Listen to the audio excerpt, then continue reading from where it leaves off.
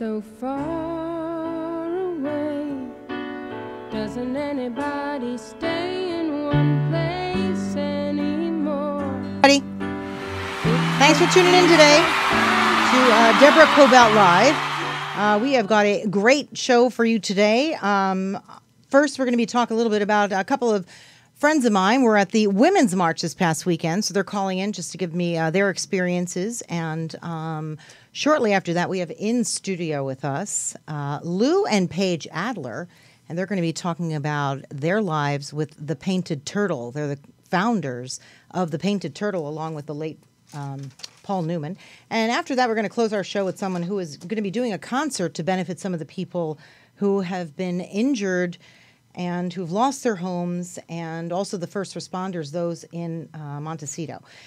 Starting up, though, we have Jess Phoenix. She is running for the 25th District in California. She's running for Congress. Thanks for joining us. And also in studio, on the phone, rather, we've got Liza Glucoft, producer of AwesomenessTV. So both of you, thanks for joining us. Oh, thanks for having me. I'm going to start with you, Jess. So I know you spoke over at the women's conference. Give me your take on what went on there. I mean, it was just a sea of people that were there, men, women, little kids, everybody. It's the second annual one. I was in D.C. for the one last year, so that was really quite an experience, and I didn't get to go this year.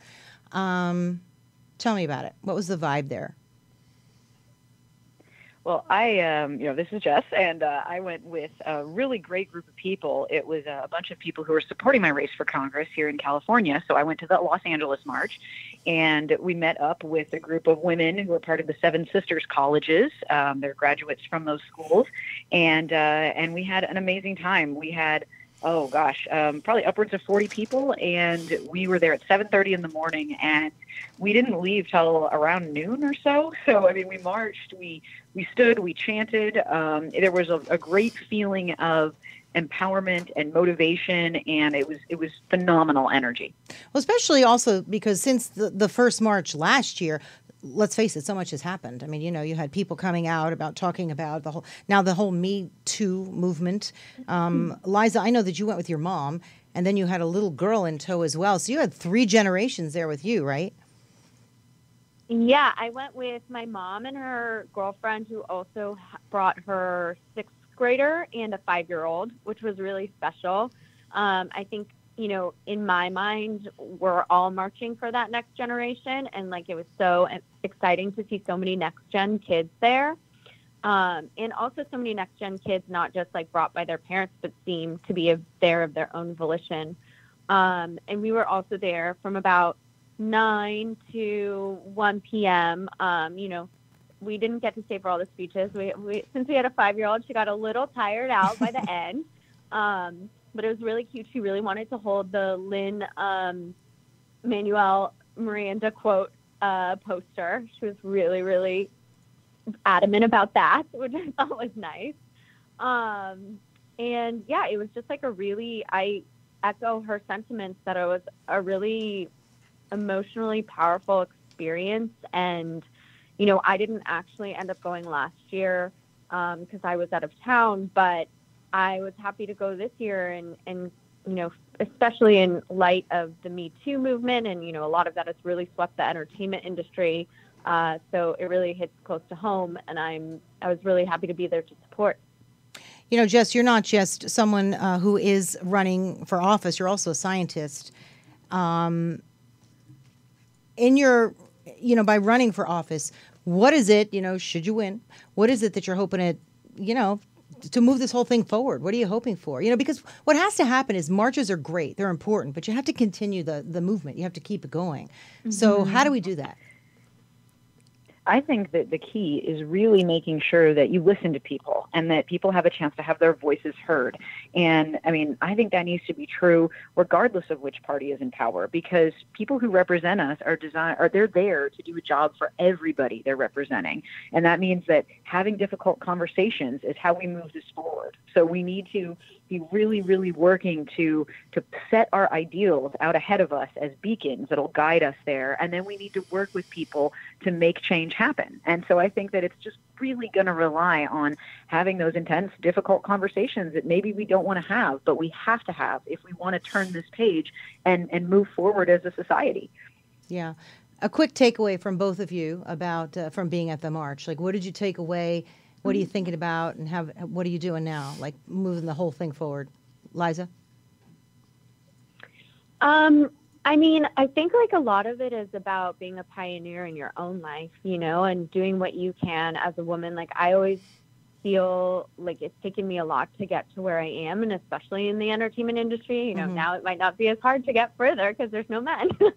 But, be gone. You know, yeah. I think like, I think like being a pioneer in your own life and really trying to push boundaries and like break the glass ceiling now, so that there is a chance for the next gen to live in a world that they don't even have to think about that. Yeah. And how about for you, Jess? You know, just kind of adding on to what Liza just said, one of the signs that I saw at the march that stuck with me, which I thought was kind of an interesting perspective on it, was there were actually two. One was, "We are the daughters of the witches you couldn't burn." And I like that attitude because that kind of shows the connection to the past and that attitude of, you know what, we have gone through difficult things before as a country and we're still here. And then the other sign I like was they tried to bury us. They didn't know we were seeds. And that is from a Latina writer, I believe. And it's just amazing because it's true. It's just kind of speaking to coming through adversity and coming out the other side stronger and setting that example for the next generation. I think that's what we got to do. Yeah. Well, both of you, thanks for joining me. I just wanted to open my show a little bit because I want to keep this moving.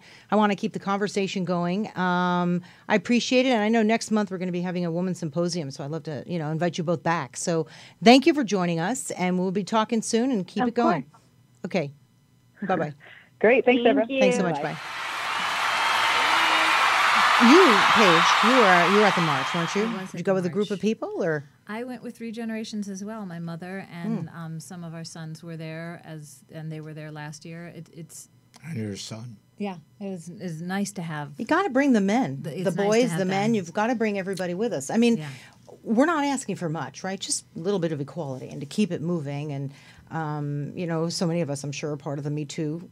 Most of us probably. Yes. I've yet to speak out much about it because I personally don't want to. Affected me so much that I could barely even talk about it. But I'd say most of us have experienced it, one way or another. So, and you're here now to talk about, I'm so moved by what you do that I wanted to have you in studio. I had you on briefly last month to talk about the Painted Turtle because you were over at the Grove in Los Angeles, which is a very popular outdoor mall, as we all know, and you had many of the children who attend the Painted Turtle there. It was such a beautiful event, and you spoke before all of us about what the Painted Turtle does and what you do.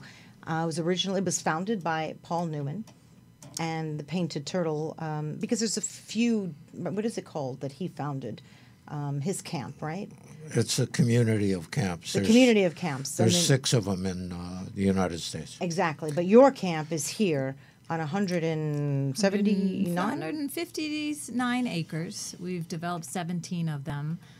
It's a year-round camp for children with chronic and life-threatening illnesses, which means that in the summer we have traditional week-long summer camp that's disease-specific, and then during the school year, every other weekend, we have programs for the kids and their families or their caregivers and their siblings. And it's free of charge, which is probably the most important thing to these families and caregivers, to take that stress, that part of the stress of what they're going through financially out of the equation. But some of what these kids struggle with, they've got spinal bifida. They have so many different, could you tell me a little? Because I've been there. And it just runs the gamut, really. Yeah, I think currently we're serving, you were just saying this the other day, something like 15 different conditions. So what we're looking to do, and I love that quote that I just heard about they tried to bury us, but we were seeds. Really what we want to show these kids is that whatever they're facing medically and physically with their bodies is that it's a part of them, but it doesn't have to define them and define who they are. And the kids that we serve are so affected by the conditions that they're dealing with, whether it be a muscular dystrophy or hemophilia or spina bifida or Crohn's and colitis. It affects them to the point where they're missing significant amount of school or normal childhood life. That, I mean, we'll never know what this feels like. No. On our most difficult day of struggling with something, true. we'll never really know what it's like. And you will, you do, I suppose you're around this every day, but I will never be able to feel that. Yeah, and it's not just the kids, it's the parents and it's the siblings and the families. and it's a respite for the parents. Sometimes from the first time since birth, because they're 24/7 with these kids, and they get a chance to spend 5 days or 6 days or whatever it is, entrusting other people to take care of them, something that they have to really get used to. And as they pull away from the camp for the first time to leave their kids, they have told us how traumatic it is. But when they come back to pick them up and they see what it's done for the kid, it's just very special to them. That is just amazing. There's an area there, right, for the caregivers to stay with these kids as well, right? Can parents stay if need be, or no? That's why we're year-round. So ideally, a family will come to us, and it's like Lou was saying, most of our children that we service have never spent the night at a relative's house or a friend's house. They don't have sleepovers because they might not know how to catheter them or how to feed them or how to hook them up to dialysis or...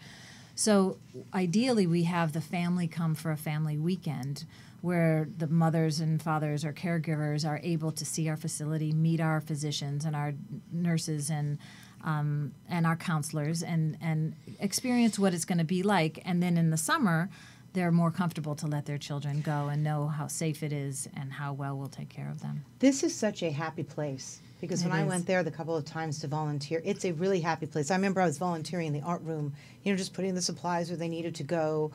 And I was amazed how well organized this whole place is. You've got art area, you've got the horses, you've got the lake where they can go fishing, a stocked lake, in fact, right? Yeah, yes. Well, it's it amazing. Is definitely intentional programming because we might only have these kids for 5 days of their entire lives. So we don't want 2 or 3 days for them to slowly feel comfortable. We want them to get off the bus or walk out of that car and capture them as quick as we can. So everything is very themed and very program-oriented and very child-centric in order to engage them. And that's why it's really fun to volunteer at Painted Turtle, because you're not just saying, oh, here are arts and crafts, I'll pick you up in an hour. You're supposed to be the first one sitting down and wood burning and painting because you're modeling the behavior. First one cannonballing in the pool, you get to be a kid again, because no matter what they're going through, they're just kids. And for them to be treated just as normal kids, we service little people. Little people. Yeah. And it's amazing because a parent will say, look, even when I take my child to the zoo, they're on display. People are looking at them. It's like they're... Yeah. So the first time they're normal. Everyone around them is, equal size. They go through the same kind of problems, and that goes for all the illnesses because they're specific to a particular time, so everyone there understands what the other one is going through as far as shots, as far as medicine. The ones that are really, when they come there, are somewhat surprised is the volunteer doctors. They've never seen the kids outside of a operating room in a lot of cases, or in their office, and they're interfacing with them. They see a different kid, and they go away with a whole different outlook on it. Now, you are very instrumental. Paige was telling me the other day on the phone of helping to raise money in a big way. Tell me a little bit of what, Lou, in case for anyone who doesn't know, and that'd be hard for me to believe, but is an esteemed producer. Why we played Carole King earlier on in the show is because you produced that very well-known album, Tapestry, yes, among so many other huge artists, Mamas and the Papas, Cheech and Chong. You founded Cheech and Chong, didn't you? So not just a Painted Turtle. Now you're doing Cheech and Chong. You found them too. That's pretty. How do you discover Cheech and Chong? I mean, what, were they performing somewhere and you were like, quickly, you guys are great? I was in the bar of the Troubadour on a hootenanny night, and somebody said, you ought to see this act that's inside. And I went inside, and hootenanny, the acts just sign up and they take them in a certain order and they perform for 15, 20 minutes. And I went in, and then these two guys, who turned out to be Cheech and Chong, were on their knees, going around in circles and smelling each other's butts because they were doing... There's an act. They were doing dogs. They were doing dogs, Yeah. sniffing each other's asses. Okay. And I just thought I ought to record these guys. Yeah, no, this is something different, right? I mean, you know, we've got the Mamas and the Papas and Carol Kings, but these two guys are sniffing each other's butts. I got to sign them. So that's what happened, huh? You thought? Yeah. I also like the story with the Rocky Horror Picture Show. You saw the Rocky Horror Show in over in London, right? And then London, you brought yes. you got the American rights here. Yes. And then you added the word picture, which Well, actually, and then we did the film. so you the became Rocky Horror Picture Picture Show. I mean, that's just such a classic. You've done so much. I mean, you've got a star on the Walk of Fame. You were inducted into the Yeah, but I'll Rock tell and you, Roll Hall of Fame. and until Paige introduced me to Painted Turtle.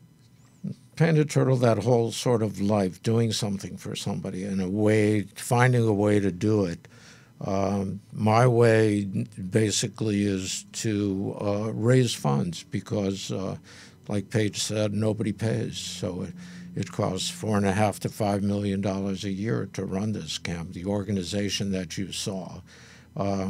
So I do events. I produce events, 2 or 3 a year, in order to raise a portion of what it takes. The other portion comes from donors and our board, but a great deal comes from these events.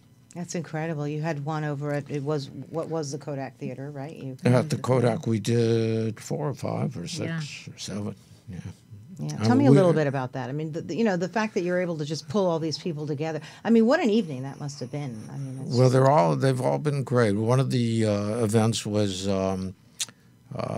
Tony Bennett's 80th. I think he's 90 now.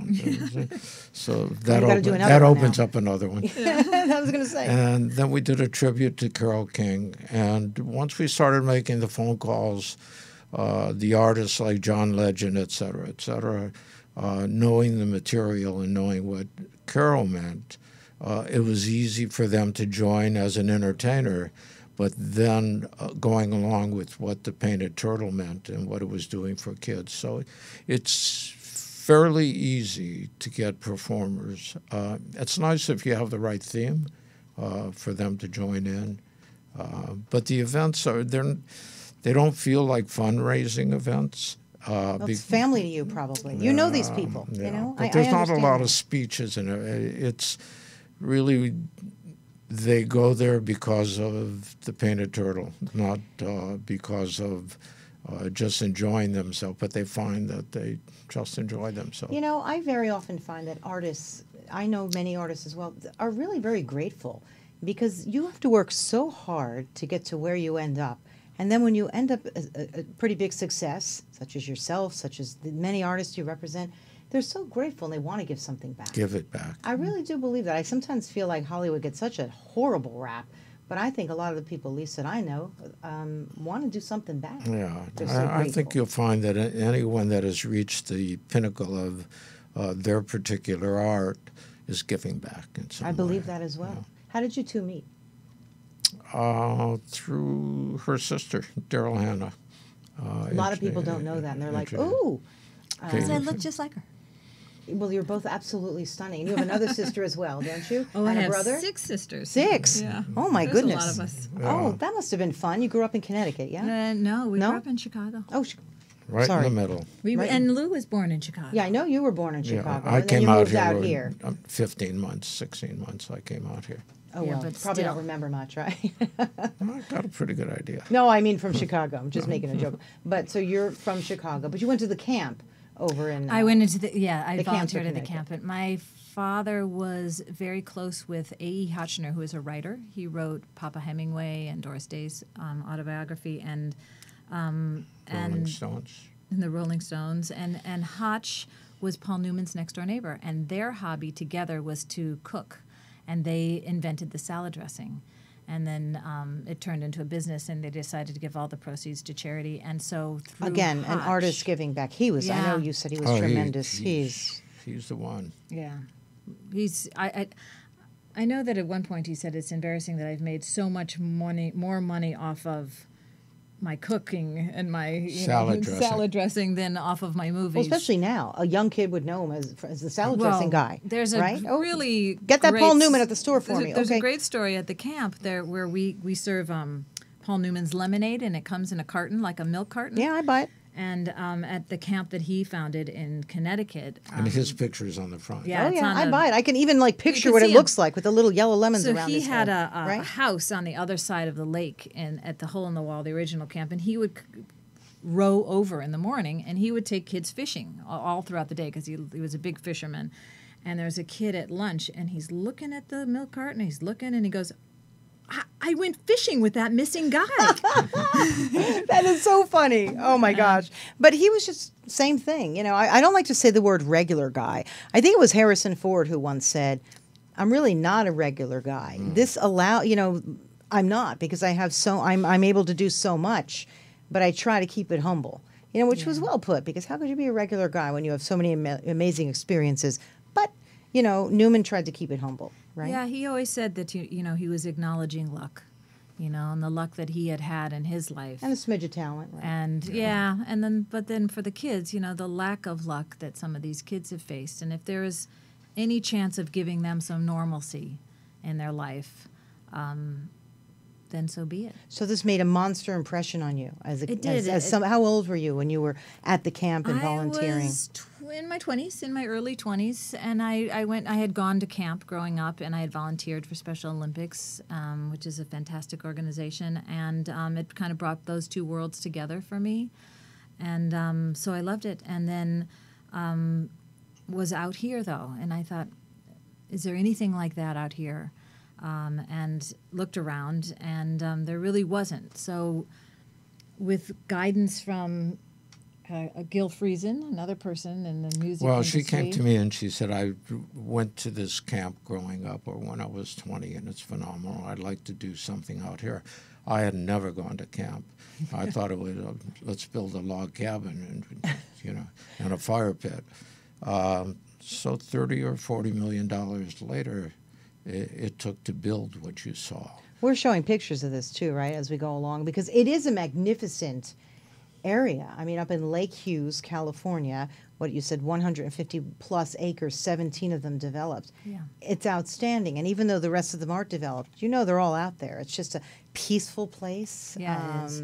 We actually have places on camp called peaceful places. You do? Yeah. Okay, next time I come up, I'm going to go sit at the peaceful place. Yeah.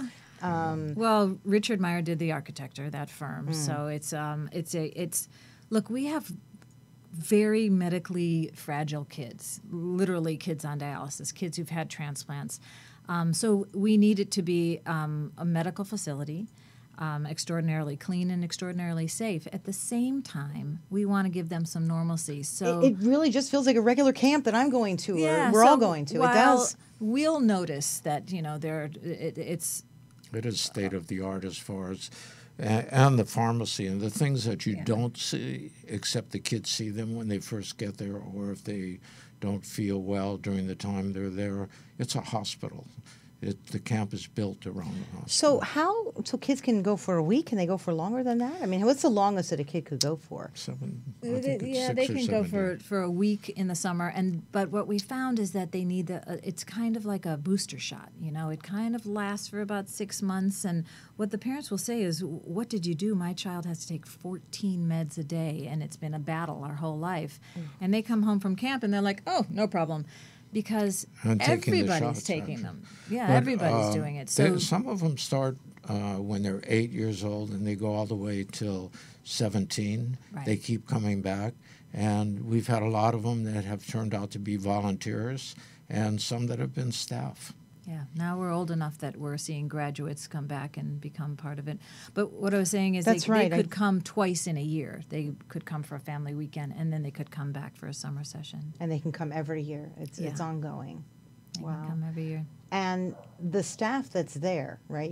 How many medical people do you have Depending there? on the session, so when we're doing having kids that are being dialysized, we'll have up to 16 nurses that are volunteering in addition to the 5 nurses that we have for the full-time for the summer, and then we have doctors and we'll have specialists, and then we have 54 counselors that are hired, and then every week and then every weekend, we add another 25 to 35 volunteers, and that's where we get diversity in an airline pilot who can't give an entire summer, but who could come for a week, or What, the airline pilot, you mean to come and volunteer as a time? volunteers. That's where you get age diversity and job diversity. Generally, the summer staff tends to be college kids who have the summer off and are looking for a job, but we get airline pilots and firemen and physical therapists. Wow, so for people who want to come and volunteer, I didn't quite realize that. I thought a lot of it was maybe kids. You just call up and apply and do all that? They go to the website. Yeah, it's on the website. That's a pretty neat thing. So, It's and they awesome. can volunteer for a full week. And I love what you said about age discrimination, because circling back for a moment to the whole Women's March, there's so many great platforms that so many people are speaking about, but one that they're not is age discrimination. Oh, no. We have a volunteer who's 83 years old. I love and this. she just puts a sign on that says grandma, and she says, look, I'm not going to be cannonballing in the pool, but I'm going to be reading bedside time stories. Yeah, but we had a grandpa too, who's Zeta. Yeah, Zeta comes every year too. We have It gives everybody purpose, and everybody could use a little bit of love, and give a little bit of love, and this certainly is the place. So well, that's one thing that, Newman said, to take off on what Paige just said. He said, when you first get involved, you think you're doing something for the kids. Then you realize how much they've done for you.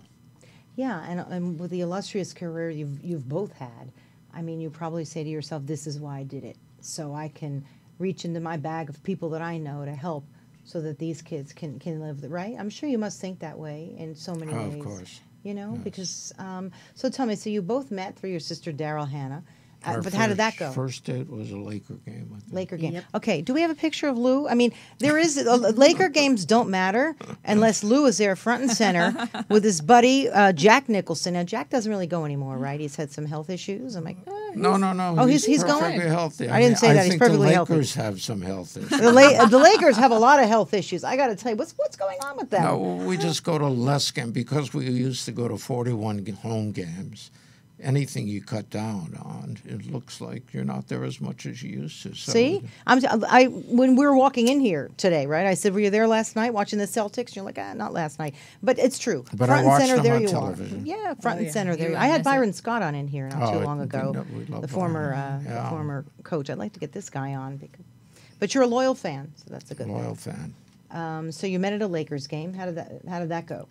Well, we went met pretty once good. before. Yeah, we're still Obviously, it together went 30 pretty years well. later. But the first night, what But happened? I remember I went over and said, "Do you remember me? I'm Daryl's sister." And he said, "Would you like to come to a Laker game sometime?"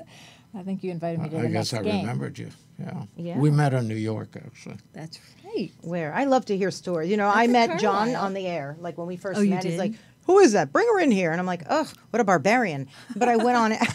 I went and talked to him anyway. I'm like, "Who is this person?" And then so many years later, here we are. So I was like, Did he say on the air? He bring her in did. there? He was as crazy then as he was now. He saw me through a window in some dumpy little radio station in Atlantic City, and I was the weekend anchor in Atlantic City, big time. And he's like, "Who's that? Bring her in." I'm thinking, "Oh, okay, PR." So I just went in and I talked to him a little bit. So it's always fun, and we have that, by the way, on Yeah, and Oh, you you have did. the on a cassette. So yeah, we have that our first meeting. So okay, so your sister, wait, you first met in New York. yes, Okay. and And Daryl brought you over. yeah, huh? you were at the not the Carlisle. You were at the Sherry Sherry Netherlands. That's right. So Daryl brought you over because you wanted to meet Lou? Oh, Again? She She's a actually friend. studied me before. Yeah. I did. I That's think right. she was checking you out a little I went bit. to NYU, and I had a cult film class. I still have my cult film class textbook that's highlighted.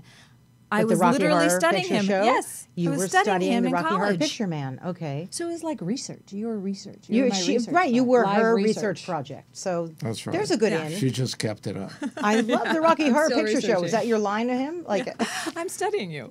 I'm studying you. Oh, okay, I'll take you to a Laker game. It is. I do have that book in our bedroom on the shelf, though. My textbook from NYU. And your whole life has been about, because I know that you went and got your master's degree, right, in Did an educational psychology. Yeah. So it's always been in the back of your mind to do this kind of work with I've people. What a always heart loved- you have. I've Wow. always loved working with kids. I love Still, we have Yeah. 7 boys. I know you do. I know you do. And Love look at working you. with You kids don't and look love like you having have kids. You don't look like you have 7 boys. I have 3, and half the time I'm pulling my hair out. So, but I guess if you live a life of gratitude and giving back, Yeah. this is why you can sit here and always. I'm definitely a lucky girl. What's a day like? Are you there all the time? Because you don't live up in Lake Hughes. How often do you go up there? No, I certainly in the summer I'll go 2 or 3 days a week. Our kids are there quite a bit too, and then I volunteer with our children, at least for 2 of the weekend sessions. I mean, she stays overnight. Yeah, to just go and volunteer as a counselor. And then there's business offices in Santa Monica, so I'll go there this afternoon. And, it's a full-time job. We're always working on it. It's a huge order because it's not just a regular camp, which has got to be tough enough to navigate. But the fact that you're navigating with, doctors and it's a whole separate. Yeah. Hospitals. What's the most fun thing that you think kids love to do there? Is it the fishing, and going in the pool? Well, there's 2 things. One is stage night, Yeah. where they perform for the first time. They'll tell a bad joke, or they'll sing a song, or get together and do a skit, and it's really coming out. It's doing something that they've never done. Never do and never have done. And the other thing is Silly O. Oh, they love that. What's that? Silly O is Silly Olympics, and it's where it starts off, and the concept is to get your counselors as messy as you can. So there's a lot of whipped cream and paint, and then the counselors start giving them a nice big hug, and then it goes back and forth, and it gets messier and messier and messier until at the very end, the fire station, who's across the street from us, comes over and turns on their hose, and everybody dances and wets them down. Yeah, and it's pretty awesome. Oh, that's really neat. Even the kids who are in wheelchairs, we'll do the Silly Olympics with them. Well, that's important as far as the camp. Anybody can do what anybody else can do. The pool is in the shape of Shamu, and they can come right down the tail with their wheelchairs and go right into the pool. And they how does that work? So we never have to say, the wheelchair entrance is around the back. It's just that's just a graded entrance, so you can 2 just volunteers wheel right with them as they go in. Same thing with zip lines. We take the wheelchairs 30, 35 feet up in the air. wow. You guys have thought of everything. I didn't realize you had that too. Yeah, everything's So accessible. are people actually catching the fish in your pond? That's what I want to know. I can't go Oh, fishing. yeah, no. I can't. I'm going to come there and I'll fish with these kids, and you'll see. Nobody will come to me. I'm the one person where fish. Yeah, I have a tough time. We have a kiss and release program, so you catch a fish and you kiss it and release it, and we try and keep it stocked so everyone can be fairly successful. So what's next this summer? How many kids, or are you expecting a certain number of kids? Do they apply? Yeah, the kids do apply, and there are wait lists, depending on the condition, but we try and clear everyone. There's always 6 or 7 kids at the last minute who can't come in because they're hospitalized, and we'll call kids right up to the first day of camp and say a spot opened up. So the weekends are in full session, starting every other weekend right now, and then we'll have the summer camp starting in the summer. 120 kids is a full session. And we've done, since we started, we've done 53,000 kids and their families. That's pretty incredible. 53,000 kids, and you've been up there since what, 2004? Do I have that right? 2002 is when we were building, or I can't even remember. It's 15 years. Yeah. Wow. We also have a hospital outreach program, so we go into the hospitals all over the state in Northern and Southern California for the clinics and the kids that are in bedside and, or going through transplants and are in there for a long time, where we bring Camp for a Day. We actually have an actual campfire and fishing, and we do, and a picture of one, but we have one. And that is incredible. Bring a day of camp into the hospital, and we every camper who comes to I've Painted never Turtle, heard of a day of camp coming it's to the really hospital. fun.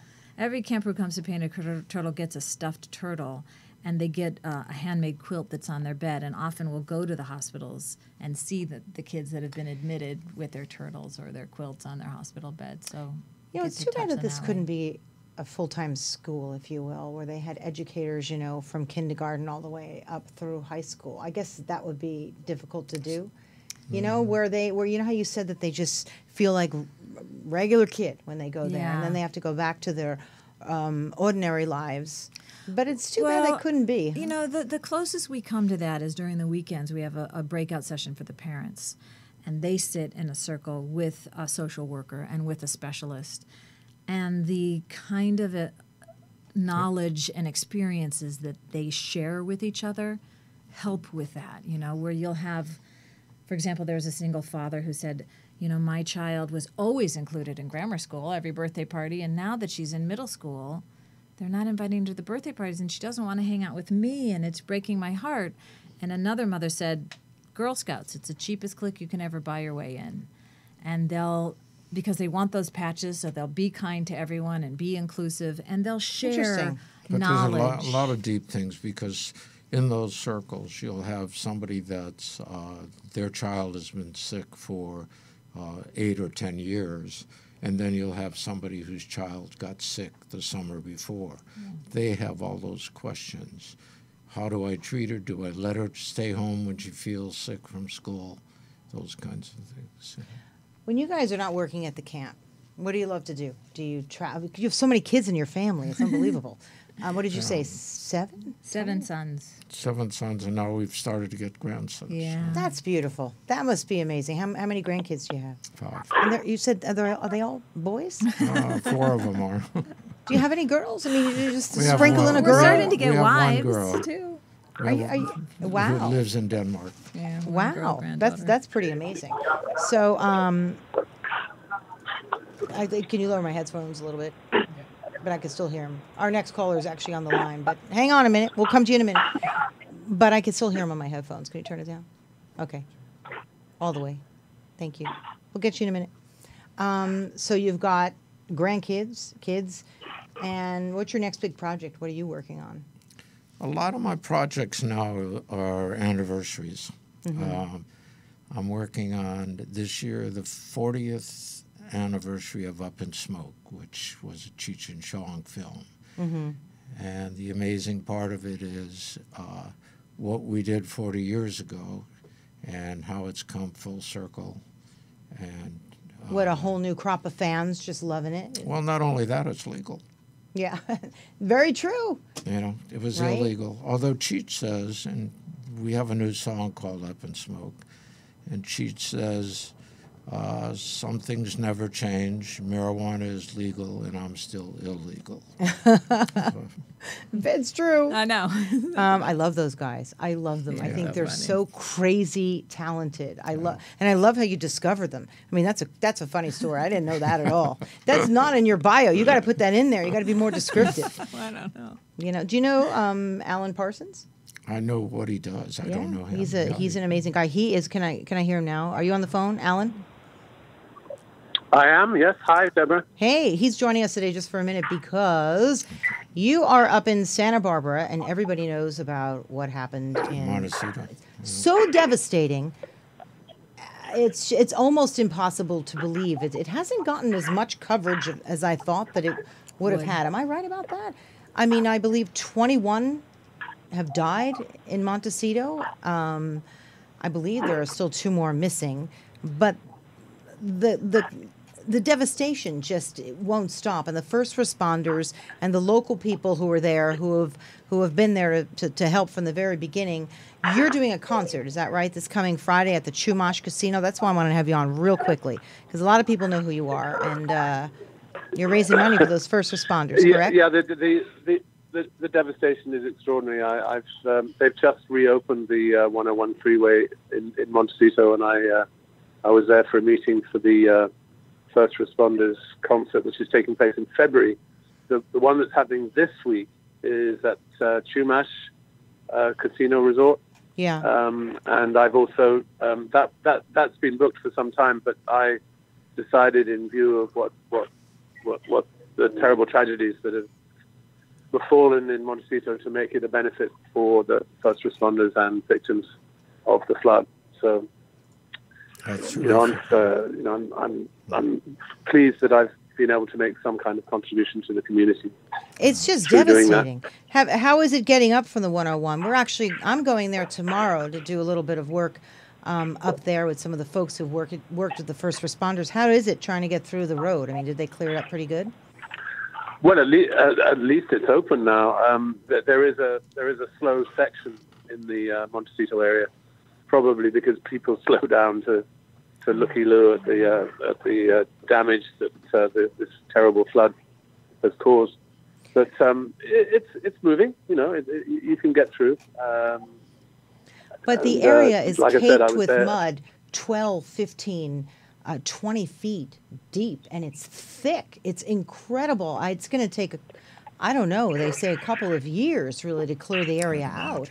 I mean, you have an entire mountain that just went, I think it was 3 miles all the way down in various areas. I actually saw Like an aerial shot? an aerial shot of how it happened. They kind of reconstructed it, and I thought, oh my God. And it was sudden, and it was quick, and it's just devastating. But these guys need all the support that they can get. So just a quick shout out to you and what you're doing this weekend before I let you go.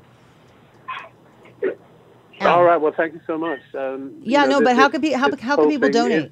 How can people donate, Alan? They can go to a website called the 1805.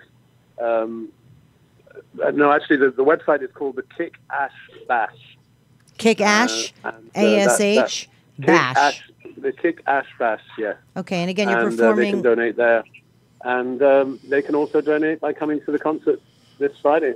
At the Chumash Casino, right? Proceeds at the Chumash Casino, because proceeds are going to that cause as well.